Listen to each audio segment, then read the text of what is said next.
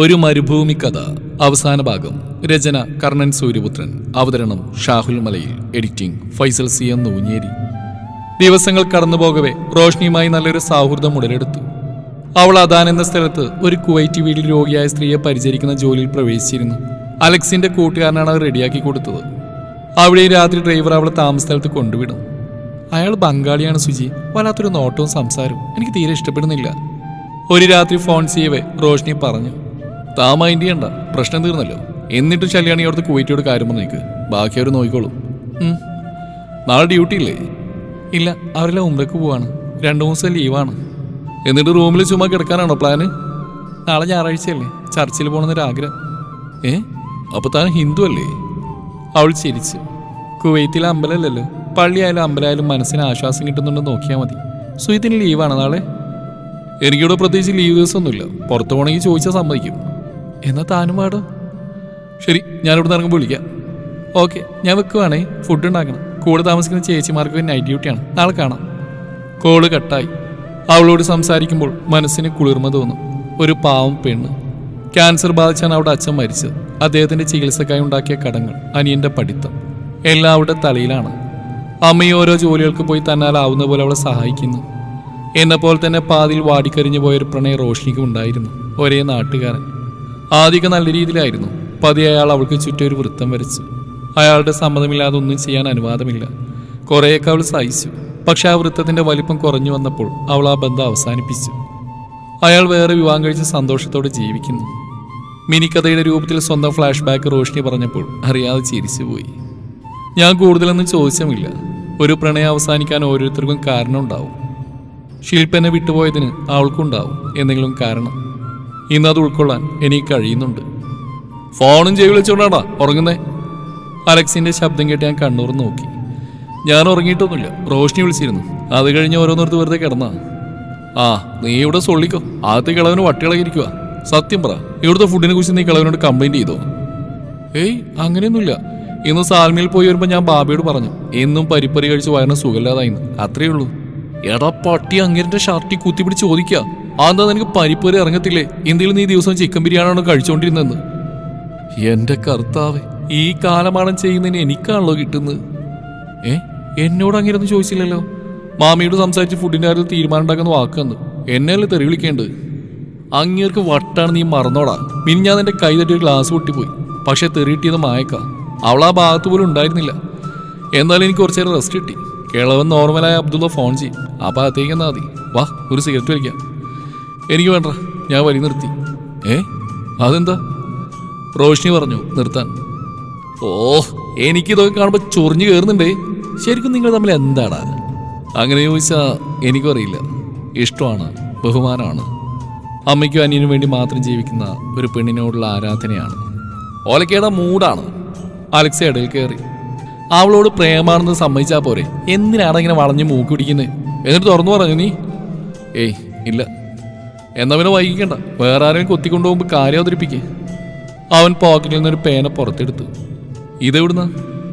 കിളവന്റെ തെറിയേട്ടിന് അബ്ദുള്ള തന്ന. കോസ്റ്റ്ലിയാണ്. നാട്ടിലെത്തിയ പപ്പ കൊടുക്കാം. കളർ ഷർട്ടിന്റെ പോക്കിൽ ഇതും കുത്തി മൂപ്പര് ചങ്ങനാശ്ശേരി ടൗണിലൂടെ നടക്കട്ടെ. ഈ വീട്ടിലാകെയുള്ള ആശ്വാസം ഇതാ, തെറി കേൾക്കുന്നതിന് സമ്മാനം കിട്ടും. നിന്നോടിപ്പോൾ കിളവൻ ദേഷ്യപ്പെടാറില്ലേ? കുറവാ. അകത്ത് എല്ലാവരും ഇതാ സംസാരം. മക്കൾ പറഞ്ഞാൽ പോലും അനുസരിക്കാത്ത ബാബ സുജിത്ത് എന്തു പറഞ്ഞാലും കേൾക്കുന്നു. പുള്ളിയാകെ മാറി, പണ്ടത്തെ ആളെ അല്ല. നീ എങ്ങനെയാടാ പുള്ളിയെ മെരുക്കിയെടുത്തേ? ഞാനായിട്ടൊന്നും ചെയ്തില്ലടാ. ബാബയ്ക്കെന്നെ വലിയ ഇഷ്ടം. അതിന്റെ കാരണം ഒന്നും അറിയില്ല. ചിലപ്പോൾ ഞാൻ നല്ലൊരു കേൾവിക്കാരനായതുണ്ടാവാം. എനിക്കിതൊക്കെ പുതിയ അനുഭവം അലക്സ്. അപ്പൂപ്പനെയും അമ്മൂമ്മയൊന്നും കണ്ട ഓർമ്മ തന്നെ ഇല്ല. ആ സ്ഥാനം ഞാൻ ബാബയ്ക്ക് കൊടുത്തിട്ടുണ്ട്. അധികം മനസ്സിൽ കയറ്റി വെക്കണ്ടളിയാ, ഒടുക്കം വേദനിക്കുവേ. അലക്സ് പറഞ്ഞതിൻ്റെ അർത്ഥം അന്ന് എനിക്ക് മനസ്സിലായില്ല. പിറ്റേന്ന് ഉച്ചയോടെ ജോലികളെല്ലാം തീർത്ത് അബ്ദുള്ളയുടെ അനുവാദം വാങ്ങി ഞാൻ മാലിയയിലേക്ക് പോയി. അവിടെയാണ് ചർച്ച്. ഡോറിനരികെ നിൽക്കുന്ന റോഷ്നിയെ ദൂരെ നിന്ന് തന്നെ ഞാൻ കണ്ടു. ബ്ലാക്ക് കളർ ചുരിദാറാണ് വേഷം. കുറേ നേരമായി വന്നിട്ട്? അരമണിക്കൂർ. സോറി, എനിക്ക് ബസ് കിട്ടാൻ വൈകി. സാരമില്ല, തവാ. ഞങ്ങൾ അകത്തേക്ക് കയറി. ചർച്ചിൽ നല്ല തിരക്കുണ്ടായിരുന്നു. നിറയെ ഫിലിപ്പീനുകളും ആന്ധ്രാക്കാരുമാണ്. പ്രാർത്ഥനയ്ക്ക് ശേഷം പുറത്തിറങ്ങി ഒരു കേരള റെസ്റ്റോറൻറ്റിൽ ചെന്ന് ഫുഡ് കഴിച്ചു. പിന്നെ ഒരു ചെറിയ ഷോപ്പിംഗ്. റോഷ്നി അവളുടെ അമ്മയ്ക്കും അനിയനും കുറച്ച് സാധനങ്ങൾ വാങ്ങിച്ചു. ചുറ്റിക്കറങ്ങിയ സമയം വൈകിട്ട് 4 മണി കഴിഞ്ഞു. ഇനി എന്താ പരിപാടി? ബീച്ച് പോയിരുന്നാലോ? ഞാൻ റെഡി. ഞങ്ങൾ നടന്ന റോഡിൻ്റെ അപ്പുറത്തുള്ള ഓവർബ്രിഡ്ജ് കയറി. സുജി, എൻ്റെ ഒരു ഫോട്ടോ എടുത്ത് തരുമോ? ബ്രിഡ്ജിന് മുകളിലെത്തിയപ്പോൾ അവൾ ചോദിച്ചു. ഞാൻ ഫോൺ വാങ്ങി. ആ മൂലയിൽ നിൽക്ക്. ഞാൻ ചൂണ്ടിക്കാണിച്ചെടുത്ത് അവൾ നിന്നു. പുറകിൽ കടലും അതിനപ്പുറം അസ്തമിക്കാനൊരുങ്ങുന്ന സൂര്യനും കാണാം. കാറ്റിൽ പാറിപ്പറക്കുന്ന മുടിയിഴകൾ റോഷ്നി ഒതുക്കി വെച്ചു. 3-4 ഫോട്ടോ എടുത്ത് ഫോൺ ഞാൻ തിരികെ നൽകി. അവൾ കൗതുകത്തോടെ അവ പരിശോധിക്കുകയാണ്. റോഷ്നി, എനിക്കൊരു കാര്യം പറയാനുണ്ട്. എന്താ പറഞ്ഞോ? അത് എനിക്ക് തന്നെ ഒത്തിരി ഇഷ്ടമാണ്. അവൾ മൊബൈൽ സ്ക്രീനിൽ നിന്ന് മുഖം വരുത്തി അത്ഭുതത്തോടെ എന്നെ നോക്കി. എന്താ ഇപ്പം ഇങ്ങനെ തോന്നാൻ? അറിയില്ല, പക്ഷേ സത്യമായിട്ട് ഞാൻ തന്നെ സ്നേഹിക്കുന്നുണ്ട്. വെറൊരു നേരം പോക്കിനല്ല. ഇനിയുള്ള കാലം താൻ എൻ്റെ കൂടെ വേണമെന്ന് ഞാൻ ആത്മാർത്ഥമായിട്ട് ആഗ്രഹിക്കുന്നു. അവളുടെ മുഖം ചുവന്നു, അസ്തമയ സൂര്യനെ പോലെ. ഒന്നും മിണ്ടാതെ അവൾ താഴേക്ക് പടികളിറങ്ങി. പുറകെ ഞാനും. ഓവർ ബ്രിഡ്ജിന് ഇപ്പുറം ഒരു ഗ്രൗണ്ടാണ്. അവിടെ കുറേ ആളുകൾ ഫുട്ബോൾ കളിക്കുന്നുണ്ട്. അതിനപ്പുറം റോഡ്, അതിനപ്പുറം ബീച്ച്. റോഡ് മുറിച്ചടക്കുമ്പോൾ ഞാൻ റോഷ്നിയുടെ കൈ പിടിച്ചു. അവൾ എതിർത്തില്ല. ഞങ്ങൾ പുൽത്തകിലിരുന്നു. എന്തൊക്കെയോ പറയണമെന്നുണ്ടായിരുന്നെങ്കിലും വാക്കുകൾ കിട്ടാത്ത പോലെ. വർഷങ്ങൾക്ക് ശേഷം ഇതാ ഞാൻ ഒരാളോട് ഉള്ളിലെ ഇഷ്ടം തുറന്നു പറഞ്ഞിരിക്കുന്നു. അവളിലെ മറുപടിയാണ് ഇനി ആവശ്യം. സേതുവിൻ്റെ പെണ്ണ്. അങ്ങനെയാ പഠിക്കുന്ന സമയത്തൊക്കെ ഞാൻ അറിയപ്പെട്ടിരുന്നു. കടലിലേക്ക് മിഴികൾ നട്ട് റോഷ്നി പതിയെ സംസാരിച്ചു തുടങ്ങി. നമ്മൾ ഈ സിനിമകളിലും കഥകളിലൊക്കെ കണ്ടിട്ടുള്ള കലിപ്പനായിട്ടുള്ള ഒരാൾ, അതായിരുന്നു സേതുവേട്ടൻ. അന്ന് ഞാൻ പറഞ്ഞിരുന്നില്ലേ, ഞങ്ങൾ ഒരേ നാട്ടുകാരാ. 10ാം ക്ലാസ്സിൽ പഠിക്കുമ്പോഴാണ് എന്നോട് ഇക്കാര്യം പറയുന്നത്. ആ പ്രായത്തിൽ തോന്നിയ കൗതുകം ഞാനും സമ്മതിച്ചു. സേതുവിൻ്റെ പെണ്ണാണ് റോഷ്നി എന്ന് എല്ലായിടത്തും വിളിച്ചു പറഞ്ഞതും സേതുവേട്ടനാ. അതെനിക്കൊരു അഭിമാനവും സുരക്ഷിതത്വമായിരുന്നു. നഴ്സിംഗ് പഠിക്കാനുള്ള തീരുമാനത്തെ എതിർത്തപ്പോഴാണ് ഞങ്ങൾക്കിടയിൽ പ്രശ്നങ്ങൾ തുടങ്ങിയത്. എനിക്ക് പഠനം തീർന്നിടുന്ന ജോലി ആവശ്യമാണ്. കാരണം അമ്മയ്ക്കും അനിയനും ഞാനേ ഉള്ളൂ. സേതുവിന് എത്രയും പെട്ടെന്ന് തന്നെ വിവാഹം കഴിക്കണം. കുറേ കരഞ്ഞു പറഞ്ഞതിന് ശേഷമാണ് പഠിക്കാൻ സമ്മതം കിട്ടിയത്. പിന്നെ അങ്ങോട്ട് ചോദ്യങ്ങൾ വരിവരിയായിട്ട് വന്നുകൊണ്ടിരുന്നു. ഏട്ടനൊരു മൊബൈൽ വാങ്ങി തന്നപ്പോൾ ഒത്തിരി സന്തോഷിച്ചു. എന്നോടുള്ള സ്നേഹം കൊണ്ടാണെന്നാണ് കരുതിയത്. പക്ഷെ ഞാൻ എവിടെ പോകുന്നു, എന്തിനു പോകുന്നു, എന്ത് ചെയ്യുന്നു എന്നൊക്കെ അറിയാനാതെന്ന് മനസ്സിലായപ്പോൾ എന്നോട് തന്നെ എനിക്ക് വെറുപ്പ് തോന്നി. എനിക്ക് ഡാൻസ് ഒത്തിരി ഇഷ്ടമാണ് സുജി. പക്ഷേ മറ്റുള്ളവരുടെ മുമ്പിൽ ശരീരങ്ങൾക്ക് തുള്ളാൻ തന്നെ ഞാൻ വിടില്ലെന്നാണ് സേതുവേട്ടൻ പറഞ്ഞു. അതോടെ ഡാൻസ് അവസാനിപ്പിച്ചു. ഇങ്ങനെ എൻ്റെ ഇഷ്ടങ്ങൾ ഓരോന്നായി ഞാൻ സ്നേഹിക്കുന്ന ആൾക്ക് വേണ്ടി ഉപേക്ഷിച്ചു. ഫ്രണ്ട്സ് ചോദിക്കും, എന്തിനാ വേറൊരാളുടെ പാവയാകാൻ നിന്നു കൊടുക്കുന്നതെന്ന്. അതിന് എനിക്ക് ഉത്തരവില്ലായിരുന്നു. ഹോസ്പിറ്റലിൽ ജോലി കിട്ടിയപ്പോൾ അതിനും തടസ്സം നിന്നു. എന്നാൽ പിന്നെ എന്നെ കേട്ട് അതിനുശേഷം എൻ്റെ വീട്ടിലെ കാര്യങ്ങളും കടങ്ങളും ഏറ്റെടുക്കുന്ന പറഞ്ഞതിന് സേതുവേട്ടൻ മറുപടിയില്ലായിരുന്നു. പിന്നെ എന്നും വഴക്ക്. ഒടുക്കെ ഞാൻ പറഞ്ഞു എല്ലാം നിർത്താമെന്ന്. വേറെ ആരെയോ കിട്ടിയതുകൊണ്ട് ഞാൻ പിന്മാറുന്നതെന്നായി പിന്നീട്. ഉള്ളിലെ ഇഷ്ടം വെറുപ്പാകുന്നതിന് മുമ്പ് അകലെന്നാ നല്ലെന്ന് തോന്നി. അങ്ങനെ ഞങ്ങൾ പിരിഞ്ഞു. അവളൊന്ന് വിശ്വസിച്ചു. കുറേ നാൾ കരഞ്ഞു. സേതുവേട്ടനെ കണ്ട് മാപ്പി വെച്ച് വീണ്ടും തുടരാമെന്നൊക്കെ ചിന്തിച്ച. പക്ഷേ അനിയൻ, അമ്മ, അവരെക്കുറിച്ച് ഓർത്തപ്പോൾ എനിക്കതിന് കഴിഞ്ഞില്ല. നീ എന്തിനാടി പേടിക്കുന്നത്? ഞാൻ ചത്താലും എൻ്റെ മോള് നിങ്ങൾ നോയിക്കോളെന്ന് ആശുപത്രി കിടക്കുമ്പോൾ അച്ഛൻ അമ്മയോട് പറഞ്ഞ് മനസ്സിലെത്തും. സ്വന്തം കാര്യം മാത്രം നോക്കി ജീവിക്കാൻ എന്നെ കൊണ്ട് പറ്റില്ല. എന്നോടുള്ള വാശിക്ക് സേതുവേട്ടൻ വേറെ കല്യാണം കഴിച്ചു. അതിനുശേഷം ഒരിക്കൽ ഞങ്ങൾ കണ്ട് സംസാരിച്ചിരുന്നു. കഴിഞ്ഞുപോയ കാലത്തെക്കുറിച്ച് ഒന്നും മിണ്ടാതെ, വെറും പരിചയക്കാരെ പോലെ. പക്ഷേ ഇന്നും ഇടയ്ക്കിടെ പഴയ ഓർമ്മകൾ എന്നെ കുത്തി നോവിക്കും. അവൾ എന്നെ നോക്കി. അനിയനൊരു കരപറ്റിക്കണം. നന്നായി പഠിക്കുന്ന കുട്ടിയാണ്. ചേച്ചി തിരിച്ചു വാ, ഞാൻ എന്തെങ്കിലും ജോലിക്ക് പോയി ചേച്ചി അമ്മയെ നോക്കാമെന്ന് അവൻ എന്നും പറയും. ഞാൻ സമ്മതിച്ചില്ല. അവന് നല്ല ഭാവിയുണ്ട്. ഞങ്ങളുടെ കൊച്ചു കുടുംബത്തിൻ്റെ ഉത്തരവാദിത്തം സന്തോഷത്തോടെ ഏറ്റെടുത്തോളാം ഞാൻ. അതെനിക്ക് ചെയ്യണം. അതിന് തടസ്സമായ എൻ്റെ പ്രണയം വേദനയോടെയാണെങ്കിൽ ഒരിക്കലും ഉപേക്ഷിച്ചതാ. ഇനി രണ്ടാമതൊന്നുകൂടി വയ്യടാ. സുജിത്തിനെ എനിക്ക് ഒത്തിരി ഇഷ്ടമാണ്. അതിൻ്റെ അർത്ഥമൊന്നും എനിക്കറിയില്ല. എന്നെ താൻ മനസ്സിലാക്കുന്നുണ്ട്, കൂടെ നിൽക്കുന്നുണ്ട്. അതിനപ്പുറമൊന്നും ഞാനിതുവരെ ചിന്തിച്ചിട്ടില്ല. ക്ഷമിക്കണം. ഏയ് സാരമില്ല. ഞാനൊന്ന് പുഞ്ചിരിക്കാൻ ശ്രമിച്ചു. ഏതർത്ഥത്തിലായാലും എനിക്ക് റോഷിനിയുടെ ജീവിതത്തിൽ ഒരു സ്ഥാനം കിട്ടിയാൽ മാത്രം മതി. പക്വതയില്ലാത്ത ജീവിതവും പ്രണയമില്ലായിരുന്നു എൻ്റേത്. ഇത്തവണ കുവൈത്തിൽ വന്നപ്പോൾ ഞാൻ ഒരുപാട് കാര്യങ്ങൾ പഠിച്ചു. ഓരോ മനുഷ്യർക്കും പലതരം പ്രശ്നങ്ങളുണ്ടെന്നും അവരോട് ഇടപഴകുമ്പോൾ നമ്മൾ അതുകൂടി നോക്കണമെന്നുള്ള പാഠം എന്നെ പഠിപ്പിച്ച് ബാബയാ. അതുകൊണ്ട് തന്നെ റോഷിനി എനിക്ക് മനസ്സിലാവും. പക്ഷെ എന്തെങ്കിലും ഒരു കൂട്ട് വേണമെന്ന് തോന്നിയാൽ അത് എത്ര വർഷം കഴിഞ്ഞിട്ടായാലും എന്നെ പരിഗണിക്കാമോ? ഞാൻ കാത്തിരുന്നോളാം. അവളുടെ പൂച്ച കണ്ണുകൾ വിടർന്നു. അതിനുള്ളിൽ സാഗരം മലയടിക്കുന്ന എനിക്ക് കാണാമായിരുന്നു. ഇത്ര ഭംഗിയുണ്ടായിരുന്നു ആ കണ്ണുകൾക്ക്. ഇതിന് മാത്രം എന്ത് പ്രത്യേകതയാ സുജി എനിക്ക്? ഞാൻ വലിയ സുന്ദരിയൊന്നല്ല, പറയാൻ മാത്രമുള്ള കഴിവുകളില്ല. ഒരു സാധാരണ പെണ്ണ്. ഞാനൊന്നും മിണ്ടാതെ കുറച്ചുകൂടി ചെന്നിരുന്ന് തോളിലൂടെ കൈയിട്ട് അവളെ ചേർത്ത് പിടിച്ചു. അവൾ എൻ്റെ ചുമലിലേക്ക് തലചായ്ച്ചു. കടലിൽ നിന്ന് വരുന്ന കാറ്റെൻ്റെ ശരീരവും മനസ്സും ഒരുപോലെ കുളിർപ്പിച്ചു. മൗനത്തിൻ്റെ ഭാഷയിൽ സംസാരിച്ചുകൊണ്ട് ഞങ്ങൾ കുറേ നേരം അതേ ഇരിപ്പ് തുടർന്നു. എന്നിട്ട് അവൾ എന്തു പറഞ്ഞു? ബാബ ആകാംക്ഷയോടെ ചോദിച്ചു. ഹോട്ടൽ സ്കൈ പാലസിന്റെ റൂഫിൽ ഇരിക്കുകയായിരുന്നു ഞങ്ങൾ. ശീഷ ആഞ്ഞു വലിച്ചുകൊണ്ട് അദ്ദേഹം എൻ്റെ വാക്കുകൾക്കായി കാതോർക്കുകയാണ്. അവൾക്ക് എന്നെ ഇഷ്ടം തന്നെയാണ് ബാബ, പക്ഷെ ഫാമിലിക്ക് വേണ്ടി തുറന്ന് സമ്മതിക്കുന്നില്ലെന്നേ ഉള്ളൂ. പിന്നെ പാസ്റ്റ് ലൈഫിലെ മോശം അനുഭവം പേടിയായിരിക്കും. ബാബ പുറകിലേക്ക് ചാരിയിരുന്നു. ഫാമിലിയാണ് വലുതെന്ന് ചിന്തിക്കുന്ന ഒരു പെണ്ണ്, അവളെ വിട്ടുകളയരുത് സുജി. നിനക്ക് ആവശ്യം അങ്ങനെ ഒരാളെയാ. അതെന്താ ബാബ അങ്ങനെ പറഞ്ഞ്? നിനക്ക് ഫാമിലിയോടുള്ള ഉത്തരവാദിത്തം കുറവാ, അത് തന്നെ കാരണം. എനിക്ക് നിന്റെ അച്ഛനെയും അമ്മയും നേരിട്ട് പരിചയമില്ല, പക്ഷേ നിന്നെ ഒരു വർഷത്തിലധികമായിട്ട് എനിക്കറിയാം. റിലേഷൻഷിപ്പ് ബ്രേക്ക് ആയതിനാൽ വീട്ടുകാരെ വിട്ട് ഇത്രയും ദൂരെ വന്ന് നിൽക്കുകയല്ലേ നീ. മാസം പൈസ അയച്ചു കൊടുക്കേണ്ടതെന്ന് ശരി തന്നെ, പക്ഷെ അവർക്ക് പൈസയേക്കാൾ ആവശ്യം നിന്റെ പ്രസൻസ് ആണെങ്കിലോ. റോഷ്നി ബാധ്യതകൾ തീർക്കാനാ കുവൈത്തിലേക്ക് വന്ന് നിന്റെ വരവോ. ഇങ്ങനെ പ്രശ്നങ്ങളിൽ നിന്ന് ഒളിച്ചോടുന്ന നിനക്ക് അവളെപ്പോലൊരു പെണ്ണ് തന്നെ വേണം. എന്നാൽ അതൊരിക്കലും അവളുടെ സ്വപ്നങ്ങൾക്ക് തടസ്സമാവരുത്. അതൊക്കെ പോട്ടെ, നിന്റെ മാതാപിതാക്കളോട് റോഷ്നിയെക്കുറിച്ച് പറഞ്ഞിരുന്നോ? എല്ലാം ഒന്നുമില്ല, കുറച്ച്. ആദ്യം സംസാരിച്ചൊരു തീരുമാനത്തിലെത്ത്. അതിനുശേഷം നാട്ടിൽ ചെന്ന് വിവാഹം കഴിക്കുക. എന്നിട്ട് ഞാൻ എൻ്റെ പേരിലോ അബ്ദുള്ളയുടെ പേരിലോ ഒരു വിസ അവൾക്ക് എടുത്തുതരാം. രണ്ടാളും കുറച്ച് വർഷം ഇവിടുന്ന് പൈസ സമ്പാദിക്കുക. തിരിച്ചു പോയി പാരൻസിൻ്റെ കൂടെ ഹാപ്പി ആയിട്ട് ജീവിക്കുക. ബാബ ശീഷയുടെ പൈപ്പ് എൻ്റെ നേരെ നീട്ടി. വേണ്ട ബാബ. ഓ സോറി, ഞാൻ മറന്നുപോയി. നിന്റെ പെണ്ണിന് പുകവലി ഇഷ്ടമല്ലല്ലോ. അദ്ദേഹം പൊട്ടിച്ചിരിച്ചു. ഇതാണ് ഞാൻ പറഞ്ഞത്, അവളെ വിട്ടുകളയരുതെന്ന്. ബാബുക്കും വലിർത്തിക്കൂടെ? നീ ചെറുപ്പാ, ഞാനോ വലിച്ചാലും ഇല്ലെങ്കിലും ചുരുങ്ങിയ സമയം മുന്നിലുള്ളൂ. അത് ശരിക്കും ആസ്വദിക്കണം. 2 തവണ കൂടി ആഞ്ഞു വലിച്ച ശേഷം ബാബ താഴെ വെച്ച് ഊന്നുവടിയെടുത്തു. ഞാൻ അദ്ദേഹത്തെ താങ്ങി പിടിച്ച് എഴുന്നേൽപ്പിച്ചു.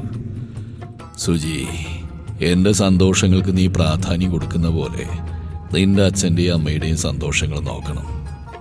തീർച്ചയായും. അടുത്ത പ്രാവശ്യം ഞാൻ നാട്ടിൽ പോകുമ്പോൾ ബാബയും വാ, നമുക്ക് ഒരുപാട് സ്ഥലങ്ങളൊക്കെ ഇറങ്ങാൻ പോവാം. അതാലോചിക്കാം. പണ്ടൊരിക്കൽ ഞാൻ കേരളത്തിൽ വന്നിട്ടുണ്ട്. അന്ന് നീ ജനിച്ചിട്ടുണ്ടാവില്ല. മരിക്കും മുമ്പ് ഇനി യാത്ര ചെയ്യണം. പക്ഷേ ആരും എന്നെ വിടുമെന്ന് തോന്നില്ല. അതൊക്കെ നമുക്ക് സമ്മതിപ്പിക്കാലോ. ബാബ പറഞ്ഞ മാമയും സാറും എല്ലാം കേൾക്കും. അദ്ദേഹം എൻ്റെ പുറം കൈയിൽ തലോടി. ഏയ്, എല്ലായ്പ്പോഴും അത് സാധിക്കണമെന്നില്ല. നമ്മളെ സ്നേഹിക്കുന്നവർക്ക് വേണ്ടി ചിലപ്പോഴൊക്കെ നമ്മൾ വിട്ടുവീഴ്ച ചെയ്യേണ്ടി വരും. പല ആഗ്രഹങ്ങളും മാറ്റിവെക്കേണ്ടിയും വരും. എൻ്റെ മനസ്സ് ഇന്നും ചെറുപ്പാ, പക്ഷേ ശരീരം അങ്ങനെയല്ലെന്ന സത്യം അത് ഉൾക്കൊണ്ടേ മതിയാവൂ. ആ ശബ്ദമൊന്ന് ഇടറിയിരുന്നുവോ? ഞാൻ ആ കയ്യിൽ മുറുകെ പിടിച്ച് പിന്നെ ലിഫ്റ്റിന് നേരെ നടന്നു. വീട്ടിലെത്തിയുടൻ ഞാൻ റൂമിൽ ചെന്ന് മൊബൈൽ എടുത്ത് അച്ഛനെ വിളിച്ചു. എന്താടാ, എന്തെങ്കിലും പ്രശ്നമുണ്ടോ? അച്ഛൻ്റെ പരിഭ്രമത്തോടെയുള്ള ചോദ്യം. ഇല്ല, എന്തേ? അല്ല, നീ ഈ സമയത്ത് വിളിക്കാറില്ലല്ലോ. എനിക്ക് സംസാരിക്കണം തോന്നി, അതുകൊണ്ട് വിളിച്ചാ. അമ്മ ഉറങ്ങിയോ? ആ, ഉറങ്ങി. അച്ഛനെന്താ ഉറങ്ങാത്ത? കിടന്നതാ, പക്ഷെ ഉറക്കം വരുന്നില്ല. അതിൻ്റെ കാരണം ചോദിച്ച്. എന്തെങ്കിലും പ്രശ്നമുണ്ടോ? ഏയ് ഇല്ലടാ. ഇന്ന് ദാമോദരൻ്റെ മോൻ്റെ കല്യാണം വിളിക്കാൻ കടയിൽ വന്നിരുന്നു. നിന്നേക്കാൾ ഇളയതല്ലേ ആ ചെക്കൻ.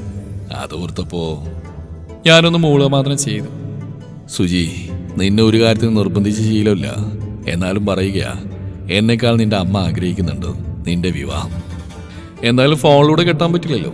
നാട്ടിലെത്തട്ടെ, അതുവരെ ക്ഷമിക്കേ. നല്ലൊരു പെണ്ണിനെ ഞാൻ നോക്കി വെക്കട്ടടാ. അതോ ആ നേഴ്സ് സമ്മതിച്ചോ? ഇതാരാ പറഞ്ഞേ? നിന്റെ ഫ്രണ്ട് അലക്സ്. അല്ല, ശരിക്കും ഞാനാണോ അവനാണോ നിങ്ങളുടെ മോന്? ഇവിടെ നടക്കുന്നില്ല വള്ളി വിളി തെറ്റാ അറിയിക്കുന്നുണ്ടല്ലോ ആ തെണ്ടി.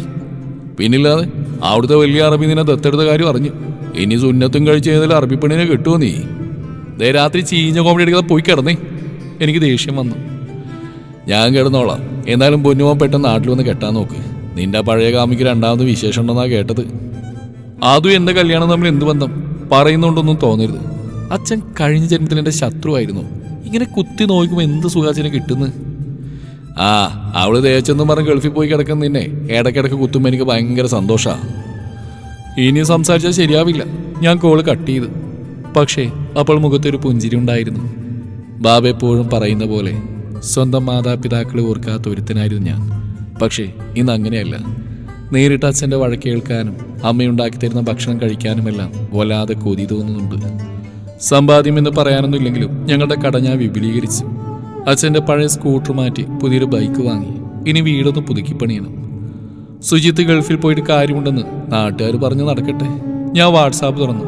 റോഷ്നിയുടെ മെസ്സേജ് കിടക്കുന്നുണ്ട്. അതിന് റിപ്ലൈ അയച്ച ഉടനെ അവൾ കോൾ ചെയ്തു. സുജി എത്തിയോ? ഉവ് എത്തി. വീട്ടിലേക്ക് വിളിക്കായിരുന്നു. എന്താ വിശേഷം? പ്രത്യേകിച്ചൊന്നുമില്ല, എൻ്റെ കല്യാണക്കാര്യം തന്നെ. വല്ലതും നടക്കുമോ? അത് താനല്ലേ പറയേണ്ടത്. താനൊന്ന് യെസ് മൂളിയാൽ മതി. പാലക്കാട് നിന്ന് കണ്ണൂരേക്ക് ട്രാൻസ്ഫർ കിട്ടും. അതൊന്നും നടക്കാൻ യാതൊരു സാധ്യതയില്ല മോനെ. ഇതാണ് എനിക്ക് മനസ്സിലാവാത്തത്. തനിക്ക് എന്നെ ഇഷ്ടമാണ്, പിന്നെ എന്താണോ പ്രശ്നം?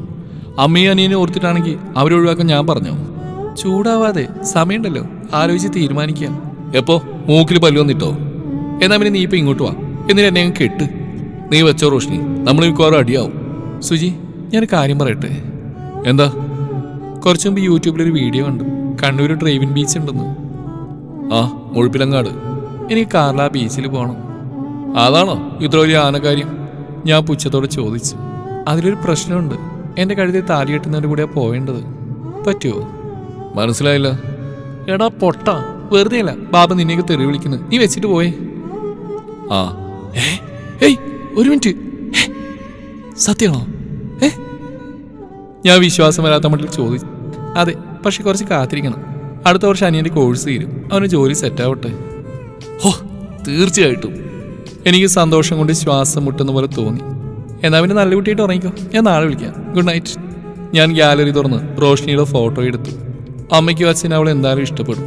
വിവാഹത്തിന് അവൾ സമ്മതിച്ച് ബാബയോട് പറയാൻ മനം തുടിച്ചു. പക്ഷെ ഇപ്പോൾ വേണ്ട, ഉറങ്ങി കാണും. അതാണ് അലക്സ് പുറത്തു വരാത്തത്. ഞാൻ അവിടെ ഫോട്ടോയിൽ ചുണ്ടുകൾ അമർത്തി കിടന്നു. പ്രണയാർദ്രമായ കുറേ മാസങ്ങൾ. ഇടയ്ക്ക് അവധി ദിവസങ്ങളിൽ ഞാനും റോഷ്നിയും കറങ്ങാൻ പോകുന്ന പതിവാക്കി. ചിലപ്പോഴൊക്കെ അലക്സും കൂടെ കാണും. കുവൈത്തിന്റെ ചരിത്രം പേരുന്ന പലയിടങ്ങളും ബാബയിൽ നിന്ന് ചോദിച്ച് മനസ്സിലാക്കി അവിടെയെല്ലാം സന്ദർശിച്ചു. ഒരിക്കലും മറക്കാനാവാത്ത ഒരു പിടി മുഹൂർത്തങ്ങൾ. ഞാൻ സന്തോഷവാനായിരുന്നു. സ്നേഹിക്കാനൊരു പെണ്ണ്, ഭാവിയെക്കുറിച്ചുള്ള സ്വപ്നങ്ങൾ. ബോസ് എന്നതിനേക്കാൾ അപ്പൂപ്പൻ്റെ അല്ലെങ്കിൽ പ്രായ കൂടുതലുള്ള ഒരു ആത്മസുഹൃത്തിനെ പോലെ പെരുമാറുന്ന ബാബ. ഇതിൽ കൂടുതൽ എന്താണ് ഒരു മനുഷ്യന് വേണ്ടത്? എന്നെക്കുറിച്ച് നീ വീട്ടിൽ പറഞ്ഞു സുജി? ഒരിക്കൽ റോഷ്നി ചോദിച്ചു. അലക്സിന്റെ ഫ്രണ്ട് നാൻസിയുടെ ഫ്ലാറ്റിലായിരുന്നു ഞങ്ങൾ. നാൻസി ഒരു കാർ ഷോറൂമിൽ ജോലി ചെയ്യുകയാണ്. കൂടെയുള്ള 2 പെൺകുട്ടികൾ ഒരു റെസ്റ്റോറൻറ്റിലും. എനിക്ക് റോഷ്നിക്ക് സ്വസ്ഥമായി സംസാരിക്കാൻ അലക്സ് ഏർപ്പാടാക്കി തന്നതാണ് ആ സ്ഥലം. ഞങ്ങൾ പോകുന്ന ദിവസം മുൻകൂട്ടി പറഞ്ഞാൽ നാൻസി ഫ്ലാറ്റിന്റെ കീ താഴെയുള്ള ഷോപ്പിൽ കൊടുക്കും. കുരുത്തക്കേടൊന്നും ഒപ്പിക്കരുതെന്ന കണ്ടീഷൻ മാത്രമേ അലക്സിന് ഉണ്ടായിരുന്നുള്ളൂ. ഞാൻ പറയേണ്ട കാര്യമില്ലല്ലോ, ഇവിടെ നടക്കുന്നൊക്കെ അലക്സ് കൃത്യമായിട്ട് അവിടെ എത്തിക്കുന്നുണ്ട്. നീ അമ്മയോട് പറഞ്ഞോ? ഇല്ല, എന്തോ ഒരു മടി. സേതുവിൻ്റെ കാര്യമൊക്കെ അമ്മക്കറിയാലോ. അതുകൊണ്ട് തന്നെ ഞാനിത് പറഞ്ഞാൽ പേടിക്കും. ഒരിക്കൽ ഞാൻ നെഞ്ചുപൊട്ടി കരയുന്നത് അമ്മ കണ്ടതാ. എടി, കഴിഞ്ഞ കാലത്ത് ദുരനുഭവങ്ങളിൽ നിന്നും പാട് ഉൾക്കൊണ്ട് മുന്നോട്ട് തളരാതെ നടക്കണം. അപ്പോഴേ ജീവിതത്തിൽ ജയിക്കൂ. ഇതും ബാബ പറഞ്ഞതാവും അല്ലേ? എങ്ങനെ മനസ്സിലായി? മൂപ്പരാണല്ലോ ഇപ്പൊ നിന്റെ ഗുരുവും വഴികാട്ടിയും. സത്യം, എന്നെ മാറ്റിയെടുത്ത ബാബയാ. അതൊന്നും പറഞ്ഞതിന് തലയിൽ കയറില്ല. ഓ ആയിക്കോട്ടെ. അവള് മുഖം വീർപ്പിച്ചു. ഏയ് വേണങ്ങല്ലേ, ഒരു ഉമ്മന്നേ. പോടാ, പറ്റില്ല. നേരത്തുള്ളിൽ സമ്മതിച്ചോണ്ടാ നിന്റെ കൂടെ ഇങ്ങോട്ട് വന്ന്. എടി, ഉമ്മ വെച്ചാൽ കൊച്ചുങ്ങളുണ്ടാവുന്നില്ല. നീ ഇത് ഏത് കാലത്തായിട്ട് ജീവിക്കുന്നത്? അതിന് നീ ഉമ്മയിൽ നിർത്തിയില്ലെങ്കിലോ? ഇത് നാടല്ല മോനെ. എന്തെങ്കിലും ആയിപ്പോയാലേ ജയിലിൽ കിടക്കേണ്ടി വരും. കോപ്പ്, വിശ്വാസം നീ വേണ്ട. ഞാൻ സെറ്റിയുടെ അങ്ങേ തലക്കിലേക്ക് നീങ്ങിയിരുന്നു. ഞാൻ മിണ്ടിയില്ല. കുറച്ച് കഴിഞ്ഞപ്പോൾ റോഷ്നി പതി എൻ്റെ അരികിൽ വന്നിരുന്നു. സുജി, ഇങ്ങോട്ട് നോക്ക്. ഞാൻ അനങ്ങിയില്ല. അവൾ എൻ്റെ താടിയിൽ പിടിച്ച് തിരിച്ചു. പിന്നെ പതിയെ അവളുടെ മുഖം എൻ്റെ മുഖത്തിന് നേരെ അടുപ്പിച്ച്. ആ അധരങ്ങൾ വിറകൊള്ളുന്ന ഞാൻ കണ്ടു. കൈ തണുക്കുന്നുണ്ട്. അതോടെ എൻ്റെ പിണക്കം മാറി. ഒരു പുൻചിരിയോടെ ഞാൻ അവളുടെ നെറ്റിയിൽ ഉമ്മ വെച്ചു. കാര്യം കഴിഞ്ഞ് ഉപേക്ഷിക്കാനല്ല പെണ്ണേ, ജീവിതകാലം മുഴുവൻ കൂടെ കൂട്ടാനാ നിന്നെ ഞാൻ സ്നേഹിക്കുന്നത്. എനിക്ക് ധൃതിയില്ല. ഈ കഴുത്തിലൊരു താലികെട്ടിന് ശേഷം മതി ബാക്കിയെല്ലാം. അവളുടെ കണ്ണുകൾ നിറഞ്ഞു. ഞാൻ അവളെ എൻ്റെ നെഞ്ചോട് ചേർത്ത് മുടിയിഴകളിൽ അരുമയായി തലോടി. ആ സമയത്ത് ബാബയാണ് ഓർമ്മ വന്നു. ഒരിക്കൽ അദ്ദേഹം പറഞ്ഞ വാക്കുകൾ. നിനക്കുള്ള പെണ്ണിനെ അള്ളാഹു മുന്നിലെത്തിക്കും. സത്യമാണ്. ഇതാ എൻ്റെ പെണ്ണ്. ദൈവം മുന്നിൽ എത്തിച്ചിരിക്കുന്നു. ഇത്രയും നാളായി സിഗരറ്റ് വലി നിർത്താനൊഴികെ വേറൊരു കാര്യത്തിനും അവൾ എന്നെ നിർബന്ധിച്ചിട്ടില്ല. ഞാൻ എന്ന വ്യക്തിയെ പൂർണ്ണമായി ഉൾക്കൊണ്ടാണ് അവൾ എന്നെ സ്നേഹിക്കുന്നത്. എൻ്റെ തെറ്റുകൾ ചൂണ്ടിക്കാണിക്കാറുണ്ട്. സമ്പാദ്യശീലം എന്നെ പഠിപ്പിച്ചതും അവളാണ്. ആ കാരണത്താൽ തന്നെ 1-2 ചിട്ടിയിൽ പൈസ ഇടാൻ തുടങ്ങി. പ്രവാസി പെൻഷൻ പദ്ധതിയിലും ഒരു ഇൻഷുറൻസ് പോളിസിയിലും ചേർന്നു. എടി, അറബി ഊന്നുവടി കൊണ്ട് തലക്കടിച്ചു എന്നാ തോന്നുന്നു. നിന്റെ മോ നന്നായി. ഇതൊക്കെ കണ്ടിട്ടാവണം 2 ദിവസം മുമ്പ് അച്ഛൻ അമ്മയോട് പറഞ്ഞ് അവർക്കും അറിയില്ലല്ലോ ഇവിടെ നടക്കുന്നു. നാളുകൾ പിന്നെയും കടന്നുപോയി. ഒരു വൈകുന്നേരം റോഷ്നിയുടെ കോൾ വന്നു. ആ സമയത്ത് വിളി പതിവില്ലാത്തതാണ്. എന്താടി, എന്തു പറ്റി? സുജി, എനിക്കൊന്ന് നാട്ടിലേക്ക് പോകണം. എന്താ കാര്യം? അത് അമ്മയെ പാമ്പ് കടിച്ചു. തൊഴിലുറപ്പിന് പോയപ്പോഴാ. അയ്യോ, എന്നിട്ട്? കുഴപ്പമൊന്നുമില്ല, ഇപ്പോൾ ഹോസ്പിറ്റലിലാണ്. ഞാൻ അമ്മയോട് സംസാരിച്ചിരുന്നു. പക്ഷേ എനിക്കൊരു സമാധാനമില്ലടാ. കാണാൻ കൊതിയാവുക. എനിക്ക് അവളുടെ ആദ്യം മനസ്സിലാകുമായിരുന്നു, ഈ ലോകത്ത് അവൾക്ക് ഏറ്റവും വലുത് അമ്മയും അനിയനുമാണ്. നീ ടെൻഷൻ അടിക്കാതിരിക്കുക. നീ ജോലി ചെയ്യുന്ന വീട്ടിലെ മാഡത്തിനോട് സംസാരിച്ചോ? ഉവ്, അവർ വേറെ നേഴ്സിനെ വെച്ചോളാം, പോയിക്കോ എന്നാ പറഞ്ഞു. എന്നാ അവന് നീ റെഡി ആയിക്കോ. പാസ്പോർട്ട് കോപ്പി അയച്ചാ ടിക്കറ്റ് ഞാൻ എടുക്കാം. നിനക്ക് ഇങ്ങോട്ട് വരാൻ പറ്റുമോ സുജി? ഞാൻ പൈസ തരാം. നീ നാട് വിട്ട് പോവുകയെന്നില്ലല്ലോ. പൈസയുടെ കാര്യമൊക്കെ പിന്നെ നോക്കാം. പറഞ്ഞു കേൾക്കടി. ഞാൻ ശബ്ദമുയർത്തി. പിന്നെയെല്ലാം പെട്ടെന്നായിരുന്നു. എൻ്റെ പരിചയക്കാരൻ ആസിഫിൻ്റെ ട്രാവൽസിൽ വിളിച്ച് അടുത്ത ദിവസത്തേക്ക് ടിക്കറ്റ് ബുക്ക് ചെയ്തു. എൻ്റെ കയ്യിൽ കാശ് തികയില്ലെന്നറിഞ്ഞാൽ അലക്സ് സഹായിച്ചു. എയർപോർട്ടിലേക്ക് എൻ്റെ കൂടെ അവനും വന്നിരുന്നു. റോഷ്നിയോട് 2 മിനിറ്റ് സംസാരിച്ച ശേഷം അലക്സ് ഞങ്ങളെ വിട്ട് കുറച്ചകലം മാറി നിന്നു. എന്തു പറയണമെന്ന് രണ്ടാൾക്കും അറിയില്ലായിരുന്നു. ഇങ്ങനെയൊക്കെ സംഭവിക്കുമെന്ന് പ്രതീക്ഷിച്ചില്ലല്ലോ. ഒരുമിച്ച് ഒരേ ഫ്ലൈറ്റിൽ നാട്ടിലേക്ക് പോകണമെന്നൊക്കെയായിരുന്നു ആഗ്രഹം. സൂക്ഷിച്ചു പോ, എത്തിയിട്ട് വിളിക്കുക. അവളൊന്നും മിണ്ടാതെ എൻ്റെ കൈ പിടിച്ചമർത്തി. 2 തുള്ളി കണ്ണുനീർ കൈകളിലേക്ക് കടന്നു വീണു. ഏയ്, സങ്കടപ്പെടല്ലേ. തൽക്കാലം കുറച്ചാൾ അമ്മയുടെ അടുത്ത് നിൽക്കുക. അതിനുള്ളിൽ ഞാൻ നാട്ടിലെത്തും. ബാക്കി അപ്പം തീരുമാനിക്കാം. റോഷ്നി തലയാട്ടി. എന്ത് ബുദ്ധിമുട്ടുണ്ടെങ്കിൽ എന്നെ വിളിക്കണം. അടിയാണിക്കണ്ട. സുജി, ഡ്രൈവ് ചെയ്യുമ്പോഴൊക്കെ സൂക്ഷിക്കണേ. അതുപോലെ സമയത്ത് ഫുഡ് കഴിക്കണം. ഇടയ്ക്കിടയ്ക്ക് മെസ്സേജ് അയക്കണം. അത്രയും പറഞ്ഞപ്പോഴേക്കും അവളുടെ കണ്ടമിടറി. ഞാൻ അവളെ കെട്ടിപ്പിടിച്ചു. പിന്നെ അകന്നു മാറി. അവൾ ബാഗുകൾ വെച്ച ട്രോളി അകത്തേക്ക് തള്ളി. ബോർഡിംഗ് പാസ് വാങ്ങി റോഷ്നി തിരിച്ചെത്തും വരെ ഞാൻ കാത്തു നിന്നു. പോട്ടെ. വിഷമിക്കരുത്. ഇനി അവിടെ നിന്ന് കരഞ്ഞു പോകുമെന്ന് തോന്നിയതോടെ ഞാൻ തിരിച്ചു കിടന്നു. വീട്ടിലേക്കുള്ള യാത്രയിൽ ഞാനും അലക്സും ഒന്നും സംസാരിച്ചില്ല. അന്ന് വൈകിട്ട് ബാബയുടെ കൂടെ പോകുമ്പോഴും ഞാൻ മൗനം പാലിച്ചു. ബാബയ്ക്കും അത് മനസ്സിലായി. നീ അവളെ ഒരുപാട് മിസ് ചെയ്യുന്നുണ്ട് അല്ലേ സുജി? ഉണ്ട് ബാബ. പക്ഷേ മിസ് ചെയ്യുന്നതിനപ്പുറം അവളെ നഷ്ടപ്പെടുമോ എന്ന ഭയം നിന്നെ അലട്ടുന്നുണ്ട്. ഏയ് ഇല്ല. ഉണ്ട്. അത് സ്നേഹക്കൂടുതൽ കൊണ്ടാണെന്ന് മാത്രം. നിന്നെ പോലെ തന്നെ ആയിരിക്കില്ലേ ആ പെൺകുട്ടിയും ചിന്തിക്കുന്നുണ്ടാവുക. നിങ്ങൾക്കിടയിൽ കമ്മ്യൂണിക്കേഷൻ ഗ്യാപ്പ് വരാതിരിക്കാൻ ശ്രദ്ധിക്കണം. അങ്ങനെ സംഭവിച്ചാൽ 2 പേർക്കും ഒത്തിരി വേദനിക്കും. അറിഞ്ഞിടത്തോളം അവൾക്ക് ഏറ്റവും വലിയ സപ്പോർട്ട് നീയാ. എന്നും അങ്ങനെ തന്നെ വേണം. തീർച്ചയായിട്ടും ബാബ. എനിക്ക് അവളില്ലാതെ പറ്റില്ല. നീ അടുത്ത തവണ നിങ്ങൾ 2 കുവൈത്തിൽ വരുന്നത് ഭാര്യയും ഭർത്താവുമായിട്ടായിരിക്കണം. നമുക്ക് ഒരുമിച്ച് ഫോട്ടോസ് എടുക്കണം. അന്ന് എൻ്റെ വക പാർട്ടി. എൻ്റെയും ആഗ്രഹമായിരുന്നത്. ആ നല്ല നാളെയും സ്വപ്നങ്ങളുടെ ദിവസങ്ങൾ തള്ളി നീക്കാൻ തുടങ്ങി.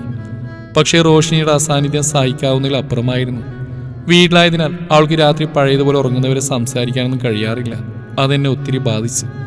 റൂമിൽ അലക്സിന്റെ കൂടെയുള്ള തമാശകളും കളിച്ചിരികളും കുറഞ്ഞു. എടാ, നിന്റെ മട്ടും പാവം കണ്ട അവൾ വേറെ കെട്ടിപ്പോയതുപോലെയാണല്ലോ.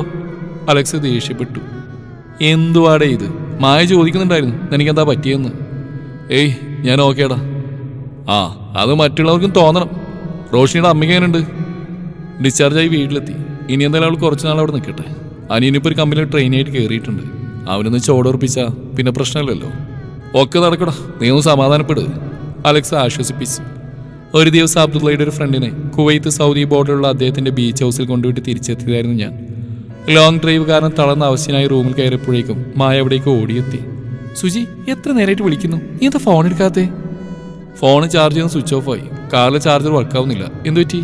ബാബയ്ക്ക് പെട്ടെന്ന് സുഖമില്ലാതായി. ആംബുലൻസ് വിളിച്ച് ഹോസ്പിറ്റലിൽ കൊണ്ടുപോയി. അലക്സും കൂടെ പോയിട്ടുണ്ട്. നീ എന്നാ അവനെ വിളിച്ച് അന്വേഷിക്കുക. ഉള്ളിലൊരു നടുക്കം. ഇന്ന് ഉച്ചക്കൂടെ ബാബയെ കണ്ടതാണ്. ഒരു കുഴപ്പം ഉണ്ടായിരുന്നില്ല. ഞാൻ വേഗം ചെന്ന് ഫോൺ ചാർജിനിട്ടു. അത് ഓണായ ഉടനെ അലക്സിനെ വിളിച്ചു നോക്കി. ബെല്ലടിക്കുന്നുണ്ടെന്നല്ലാതെ എടുക്കുന്നില്ല. കുറച്ച് കഴിഞ്ഞപ്പോൾ അവൻ തിരിച്ചു വിളിച്ചു. അലക്സേ, ബാബയ്ക്ക് എങ്ങനെയുണ്ടാ? ഇവിടെ അമീർ ഹോസ്പിറ്റലിലാ. നീ എവിടെയായിരുന്നു? ഞാൻ കുറെ വിളിച്ചല്ലോ. ഫോൺ ഓഫായി പോയടാ. എടാ, ബാബുക്ക് കുഴപ്പമൊന്നുമില്ലല്ലോ. ഡീറ്റെയിൽസ് ഒന്നും എനിക്കും അറിയില്ലടാ. വേറൊരു ഹോം നേഴ്സ് എന്നോടായിരുന്നു പറയില്ലല്ലോ. അബ്ദുള്ള ഡോക്ടറോട് സംസാരിക്കുന്നുണ്ട്. ഞാൻ കുറച്ച് കഴിഞ്ഞ് നിന്നെ വിളിച്ചോളാം. അവൻ ഫോൺ വെച്ചതിന് ശേഷം ഞാൻ സമാധാനമില്ലാതെ റൂമിൽ അങ്ങോട്ടും ഇങ്ങോട്ടും നടന്നു. ആ മനുഷ്യൻ എൻ്റെ ആരൊക്കെയോ ആണ്. അദ്ദേഹത്തിനൊന്നും സംഭവിക്കരുതെന്ന് ഉള്ളൊരുക്കി പ്രാർത്ഥിക്കാൻ എനിക്ക് കഴിഞ്ഞുള്ളൂ. ഏകദേശം 1.5 മണിക്കൂർ കഴിഞ്ഞപ്പോൾ റൂത്ത് ഒരു ബാഗുമായി എത്തി. സുജി, ഇത് അമീർ ഹോസ്പിറ്റൽ കൊണ്ടുകൊടുക്കണം. അവിടുത്തെ ഈ സാറിനെ വിളിക്കാൻ പറഞ്ഞു. ഞാൻ അതും വാങ്ങി വേഗം കാറിൽ കയറി. മനസ്സിലപ്പോൾ ബാബയുടെ മുഖം മാത്രമായിരുന്നു. ഹോസ്പിറ്റൽ പാർക്കിങ്ങിൽ കാർ നിർത്തി അബ്ദുള്ളയെ വിളിച്ചു. അവൻ പറഞ്ഞ സ്ഥലത്തേക്ക് എത്തിയപ്പോൾ ഹൃദയമിടിപ്പ് വല്ലാതെ കൂടിയിരുന്നു. സുജി, നീ ഇത്ര പെട്ടെന്ന് വന്നോ? അബ്ദുള്ള ചോദിച്ചു. അവൻ്റെ അടുത്ത് തന്നെ അലക്സ് നൽകുന്നുണ്ട്. സർ, ബാബയ്ക്ക് എങ്ങനെയുണ്ട്? ഡോക്ടർ ചെക്ക് ചെയ്തുകൊണ്ടിരിക്കുക. ഇനി കാർഡിയോളജിസ്റ്റ് കൂടി വരണം. എനിക്കൊന്ന് ബാബയെ കാണാൻ പറ്റുമോ? മടിയോടെ ഇടറിയാണ് ഞാൻ ചോദിച്ചത്. ഇപ്പം പറ്റില്ല സുജി, നീ വിഷമിക്കണ്ട. അള്ളാഹു ബാബയെ കാക്കും, നീ പ്രാർത്ഥിക്കുക. അബ്ദുള്ള എൻ്റെ തോളിൽ തട്ടി.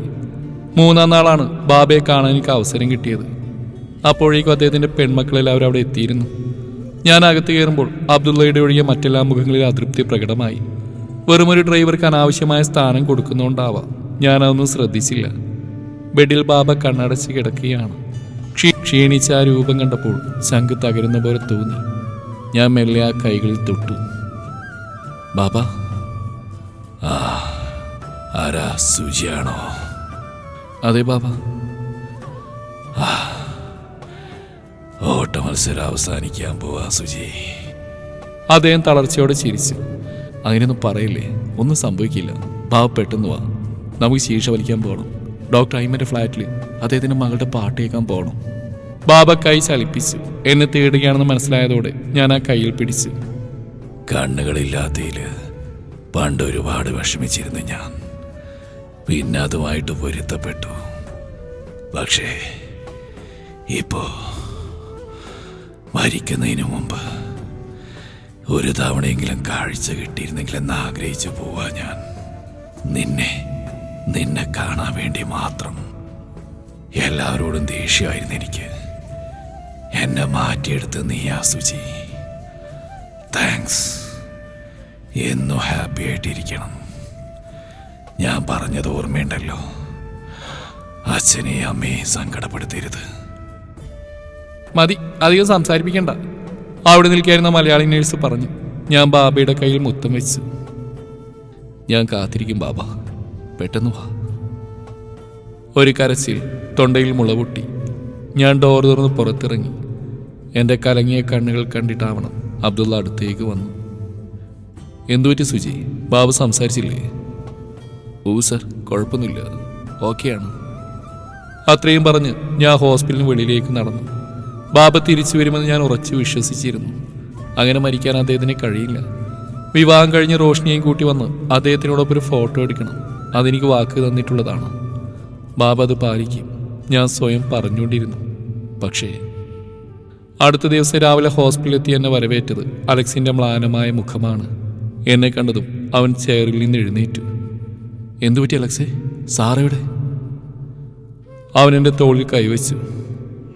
കഴിഞ്ഞടാ, ബാബിനിയില്ല. എന്താടാ? ഞാൻ ഷോക്കേറ്റതുപോലെ ഒന്ന് പിടഞ്ഞു. അതേടാ, ഒരു 15 മിനിറ്റ് മുമ്പാ ഡെത്ത് കൺഫേം ചെയ്തു. അലക്സിൻ്റെ സ്വരം നന്നേ പതിഞ്ഞിരുന്നു. എൻ്റെ കാലുകൾ കുഴഞ്ഞു. അവനെന്നെ താങ്ങി ചെയറിലിരുത്തി. ദേഷ്യപ്പെടാനും ഉപദേശിക്കാനും കളിയാക്കി ചിരിക്കാനും ഇനി ബാബയില്ല. സുജി എന്ന സ്നേഹത്തോടെയുള്ള വിളീനിയില്ല. കണ്ണുകൾ നിറഞ്ഞൊഴുകുകയാണ്. കേരളത്തിലെ കണ്ണൂർ ജില്ലയിലെ ഒരു കൊച്ചു ഗ്രാമത്തിൽ ജനിച്ചു വളർന്ന ഞാൻ ഒരു കുവൈത്തിയുടെ മരണത്തിൽ പൊട്ടിക്കരഞ്ഞു. ജീവിതത്തിൽ ആദ്യമായിട്ടാണ് ഒരാളുടെ വേർപാട് ഇത്രയ്ക്ക് തളർത്തുന്നത്. കുറച്ചു നേരം കഴിഞ്ഞപ്പോൾ അബ്ദുള്ള അടുത്തു വന്നു. സുജി, നിനക്ക് കാണണ്ടേ?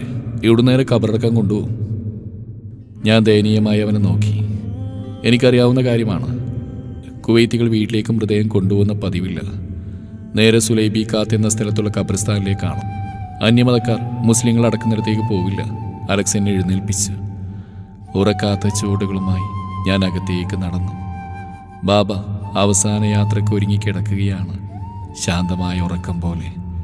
ആ മുഖത്തൊരു പുഞ്ചിരി ഉണ്ടായിരുന്നു. അധിക നേരം ആ കാഴ്ച കണ്ട് നിൽക്കാനാവാതെ ഞാൻ പിന്തിരിഞ്ഞു. ചുറ്റും ഇരുട്ടാണ്. അതിൻ്റെ അങ്ങേയറ്റം കയ്യിൽ ഊന്നുവടിയുമായി എന്നെ തേടുന്ന ഒരു വൃദ്ധനെ ഞാൻ കണ്ടു.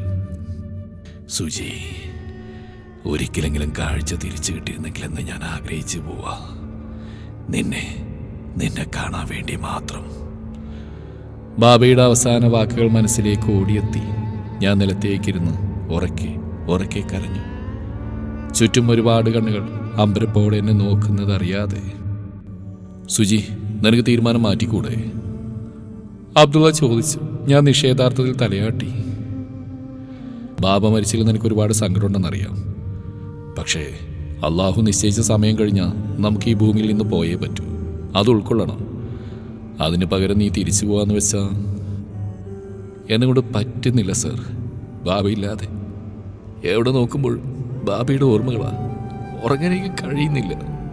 കണ്ണടക്കുമ്പോഴെല്ലാം ബാബ വിളിക്കുന്ന പോലെ. ആ കാറിനകത്ത് ബാബയുടെ മണ. ഇനി ഇവിടെ തുടരാൻ എനിക്ക് വയ്യ. ശരി, നിന്നെ നിർബന്ധിക്കാൻ കഴിയില്ല. ഞാൻ ടിക്കറ്റ് ബുക്ക് ചെയ്യാം. എയർപോർട്ടിൻ്റെ പേരെൻ്റെ വാട്സാപ്പിലേക്ക് അയച്ചേക്കൂ. അബ്ദുള്ള കാറിൽ കയറി. ഞാൻ റൂമിലേക്ക് ചെന്നു. അലക്സ് ബാഗിൽ സാധനങ്ങൾ എടുത്തു വെക്കുകയാണ്. എന്താ കളിയാ? അബ്ദുള്ളയോട് സംസാരിച്ചോ? ഉവ്, ടിക്കറ്റ് എടുക്കാൻ സമ്മതിച്ചു. നിന്റെ പരിപാടി എന്താ?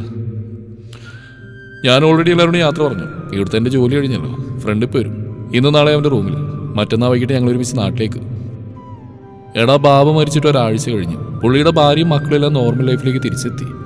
ഇവിടെയുള്ളവർക്ക് മരണം എന്ന് പറഞ്ഞാൽ സ്വർഗത്തിലേക്ക് പോകുന്നു നിന്നാ. അതുകൊണ്ട് തന്നെ ഒരുപാട് നാൾ കരഞ്ഞോണ്ടിരിക്കില്ല. പക്ഷെ നീയോ? ഞാൻ ഈ നാട്ടുകാരനല്ലല്ലോ അലക്സേ. അതുകൊണ്ടാ ഒരുപാട് സ്നേഹിച്ചു പോയടാ. ഇത് തന്നെയാ പണ്ടൊരിക്കൽ ഞാൻ പറഞ്ഞു. ഓവറായിട്ട് തലയിൽ കയറ്റി വെക്കണ്ട, ഒടുക്കം ദുഃഖിക്കുന്നു. നിനക്ക് ഇമോഷണലായി ചിന്തിക്കുന്ന കുറച്ച് കൂടുതലാ. അവൻ്റെ ഫോൺ ശബ്ദിച്ചു. അളയോ ഫ്രണ്ട് വന്നു. ഞാൻ പോട്ടെ, ടിക്കറ്റ് കിട്ടിയാൽ വിളിക്ക്. അലക്സ് എന്നെ കെട്ടിപ്പിടിച്ച്. പിന്നെ നാട്ടിലെത്തിയ ഉടനെ നീ അച്ഛനമ്മയും കൂടി ചങ്ങനാശ്ശേരിക്ക് വാ. ഈ വിഷമെല്ലാം നമുക്ക് മാറ്റിയെടുക്കാം. ബാഗുകൾ തൂക്കി കാറിൽ വെക്കാൻ ഞാനും സഹായിച്ചു. എന്നോട് യാത്ര പറഞ്ഞാൽ പോയതോടെ ഏകാന്തത എത്ര ഭീകരമാണെന്ന് ഞാൻ അനുഭവിച്ചറിയുകയായിരുന്നു. തിരിച്ച് റൂമിൽ ചെന്ന് എൻ്റെ സാധനങ്ങളെല്ലാം അടുക്കി വെച്ച്. ബാബയുടെ സമ്മാനങ്ങൾ തന്നെ ഒരുപാടുണ്ട്. അതിലേക്ക് നോക്കുമ്പോൾ അറിയാതെ കണ്ണു നിറഞ്ഞു. എന്തിനാണ് ഞാൻ അദ്ദേഹത്തോട് ഇത്രയ്ക്ക് അടുത്തത്? 2 വർഷം പൂർത്തിയായില്ലെങ്കിലും ജനിച്ച നാളെ തൊട്ട് കാണുന്ന ഒരാളുടെ സ്നേഹം എന്തിനാ എനിക്ക് തന്നത്? ഞാൻ ആ സമ്മാനങ്ങളിലേക്ക് മുഖമമർത്തി. വൈകുന്നേരത്തോടെ അബ്ദുള്ള ഫ്ലൈറ്റ് ടിക്കറ്റും പാസ്പോർട്ടും മായയുടെ കയ്യിൽ കൊടുത്തയച്ചു. പിറ്റേന്ന് പുലർച്ചെയാണ് ഫ്ലൈറ്റ്. രാത്രി എയർപോർട്ടിൽ കൊണ്ടുവിടാമെന്ന് അബ്ദുള്ള ഏറ്റു. എല്ലാം തയ്യാറാക്കി വെച്ച ശേഷം ഞാൻ വീട്ടിലേക്ക് വിളിച്ച് കാര്യം പറഞ്ഞു. പിന്നെ റോഷ്നിയെ വിളിച്ചു. സുജി, നീ ഓക്കെ ആണോടാ? ആണെന്ന് പറഞ്ഞാൽ അത് കള്ളാവും. എനിക്കറിയാം. പക്ഷെ നമ്മൾ യാഥാർത്ഥ്യം അംഗീകരിച്ചല്ലേ പറ്റൂ. സ്നേഹിക്കുന്നവരുടെ വേർപാട് എത്രത്തോളം വേദനിപ്പിക്കുന്നു അച്ഛൻ പോയപ്പോൾ ഞാൻ അറിഞ്ഞതാ. എന്നിട്ട് ഇന്നും ഞങ്ങൾ ജീവിക്കുന്നില്ലേ? നീ ബാബയ്ക്ക് കുറേ വാക്കുകൾ കൊടുത്തിട്ടുണ്ട്. അത് പാലിക്കണം. അതെ. എത്തിയാലോട്ടോ വിളിക്ക്. ഇപ്പോൾ കുറച്ചു നേരം സമാധാനമായി കിടന്നു. അങ്ങനെ കിടക്കാൻ എനിക്ക് പറ്റിയില്ല. ശ്വാസം മുട്ടുന്ന പോലെ. പെട്ടെന്ന് കുളിച്ച് റെഡിയായി. പിന്നെ കാത്തിരിപ്പ്. ഒടുക്ക അബ്ദുള്ളയുടെ ഫോൺ വന്നു. പുറത്തേക്ക് വരാൻ വേണ്ടി ഞാൻ ബാഗിലെടുത്ത് പുറത്തിറങ്ങി. വീടിൻ്റെ ഡോർ തുറന്ന് അബ്ദുള്ള അകത്തേക്ക് ക്ഷണിച്ചു. ഭർത്താവ് മരിച്ചതിനാൽ കുറച്ചുനാൾ മാമയെ അന്യർക്ക് കാണാൻ അനുവാദമില്ല. ഫൗസിയ മാഡത്തിനോടും മായയോടും റൂത്തിനോടും ക്രിസ്റ്റിയോടും കുമാരിയോടും അങ്ങനെ എല്ലാവരോടും യാത്ര പറഞ്ഞ് ഞാൻ ബാഗുകൾ റേഞ്ച് റോവറിൽ വെച്ചു. അതിൻ്റെ തൊട്ടടുത്ത് ഞാൻ ഓടിച്ചിരുന്ന കാറ് കിടപ്പുണ്ട്. അതിലും തലോടിയ ശേഷം ഞാൻ റേഞ്ച് റോവറിൽ കയറി. സുബേർക്കയുടെ കൂടെ ആദ്യമായിട്ട് ആ വീട്ടിൽ വന്ന മുതൽ ആ നിമിഷം വരെയുള്ള സകലതും ഒരു സിനിമ പോലെ മനസ്സിൽ മിന്നിമാഞ്ഞു. പോവാം, അബ്ദുള്ള ഡ്രൈവിംഗ് സീറ്റിൽ കയറി കൊണ്ട് ചോദിച്ച്. ഞാൻ തലവുലുക്കി. കുവൈത്ത് ഇന്റർനാഷണൽ എയർപോർട്ടിലെത്തി. കാർ പാർക്കിങ്ങിലിട്ട് അബ്ദുള്ള എൻ്റെ കൂടെ വന്നു. സുജി, ഇത് നിനക്കുള്ളതാ. അവനൊരു കവറിൻ്റെ നേരെ നീട്ടി. അതിൽ പൈസ ആയിരിക്കുമെന്ന് ഞാൻ ഊഹിച്ചു. വേണ്ട സർ, ഈ മാസത്തെ സാലറി എക്സ്ട്രാ കുറച്ച് പൈസയും മാഡം തന്നിട്ടുണ്ട്. ഇത് ബാബയുടെ വകയാണ്. ഞാൻ അന്തം വിട്ട് അവനെ നോക്കി. നിന്റെ മാരേജിനൊരു ഗിഫ്റ്റ് തരണമെന്ന് ഒരിക്കൽ എന്നോട് പറഞ്ഞിരുന്നു. ഇത് കവറിലിട്ട് വെച്ചും ബാബയാ. നീ ലീവിന് പോകുമ്പോൾ സർപ്രൈസായിട്ട് തരാനായിരുന്നു ആഗ്രഹം. തൊണ്ടയോളം വന്ന കരച്ചിൽ ഞാൻ കടിച്ചമർത്തി. സുജി, ഞങ്ങൾ മക്കളേക്കാൾ കൂടുതൽ നിനക്ക് ബാബ പരിഗണന തരുന്നുണ്ടപ്പോൾ ആദ്യമൊക്കെ എനിക്ക് കുറച്ച് അസൂയ തോന്നിയിരുന്നു. പിന്നെ അത് മാറി. എല്ലാവരേക്കാളും കൂടുതൽ നീ അദ്ദേഹത്തെ കെയർ ചെയ്തിട്ടുണ്ട്, മനസ്സിലാക്കിയിട്ടുണ്ട്. ഞങ്ങൾ വേണ്ട എന്ന് വിളിക്കിയ പല കാര്യങ്ങളും ബാബയുടെ സന്തോഷത്തിന് വേണ്ടി നീ ചെയ്തു കൊടുത്തിട്ടുണ്ട്. അതാവണം ഇത്ര അടുപ്പം. പക്ഷേ മരിക്കുന്നതിന് തൊട്ട് മുമ്പ് ബാബ സുജി എന്ന് വിളിച്ചപ്പോഴാ ആ മനസ്സിൽ നീ എത്രത്തോളം ഉണ്ടായിരുന്നു എന്ന് ഞാൻ അറിഞ്ഞത്. ഞാനൊരു ഞെട്ടലോടെ അബ്ദുള്ളയുടെ മുഖത്തേക്ക് നോക്കി. അയാളുടെ കണ്ണുകൾ നിറഞ്ഞിരുന്നു. ഇത് ബാബയ്ക്ക് വേണ്ടി നീ വാങ്ങണം. ഞാൻ ആ കവർ വാങ്ങി. അബ്ദുള്ള എന്നെ കെട്ടിപ്പിടിച്ചു. നാട്ടിൽ ചെന്നാ ഞങ്ങൾ മറക്കരുത്. ഇടയ്ക്ക് വിളിക്കണം. എന്താവശ്യമുണ്ടെങ്കിലും ഒരു മെസ്സേജ് അയച്ചാൽ മതി. അതുപോലെ എന്തെങ്കിലും കുവൈത്തിലേക്ക് വരാൻ തോന്നിയാ അപ്പം എന്നെ വിളിച്ചോ. ബാബ പറഞ്ഞിരുന്നു നിനക്കും വൈഫിനും വിസ ശരിയാക്കണമെന്ന്. അവൻ വാച്ചിൽ നോക്കി. സമയമായി, പോയിക്കോ. ഞാൻ യാന്ത്രികമായി തലയാട്ടി. പിന്നെ എയർപോർട്ടിനകത്തേക്ക് നടന്നു. ഫ്ലൈറ്റിൽ കയറിയ ഉടനെ അലക്സിനെയും റോഷ്നിയെയും വിളിച്ചു. അതിനുശേഷം അച്ഛനെ വിളിച്ചു. ഫ്ലൈറ്റ് കയറിയോടാ? ആ കയറി. അച്ഛനെന്തിന് എത്ര നേരത്തെ എണീറ്റ്? എയർപോർട്ടിലേക്ക് വരാൻ. റോഡ് മോശ, കുറച്ച് നേരത്തെ ഇറങ്ങിയാൽ അവിടെ സമയത്തിന് എത്തുന്ന ഡ്രൈവർ സുനി പറയുന്നത്. നിന്റെ അമ്മക്ക് ഒരുങ്ങാൻ തന്നെ 2 മണിക്കൂർ വേണമല്ലോ. അച്ഛാ. എന്താടാ? എന്തിന്? ഞാൻ എന്തെങ്കിലും തെറ്റ് ചെയ്തിട്ടുണ്ട്. ഞാൻ എന്തെങ്കിലും തെറ്റ് ചെയ്തിട്ടുണ്ടെങ്കിൽ, അച്ഛനെ വേദനിപ്പിച്ചിട്ടുണ്ടെങ്കിൽ. കുറച്ചേരം അച്ഛനൊന്നും മിണ്ടിയില്ല. എടാ, നീക്കറിയാതെ നീ 2 പ്രാവശ്യം ഞങ്ങളെ വേദനിപ്പിച്ചിട്ടുള്ളൂ. 2 തവണ കുവൈത്തിൽ പോയപ്പോൾ. പക്ഷേ ഈ പ്രാവശ്യത്തെ പോക്കിന് നീ ഒരുപാട് മാറിയടാ. ജീവിതം പഠിച്ചു. അതിനാ മരിച്ചുപോയ ആളോട് ഞാൻ കടപ്പെട്ടിരിക്കുന്നു. സുജി, നിന്റെ ബൈക്ക്, നിന്റെ മുറി, ഇതൊക്കെ അനാഥായിട്ട് കിടക്കുന്ന കാണുമ്പോൾ ഞങ്ങൾക്ക് എത്ര സങ്കടം വന്നു എന്നറിയോ? ആകെ ആണായിട്ടും പെണ്ണായിട്ടും നീയല്ലടാ ഞങ്ങൾക്കുള്ളൂ. എന്നും നീ ഞങ്ങളുടെ കൂടെ വേണമെന്ന് ആശിച്ചു.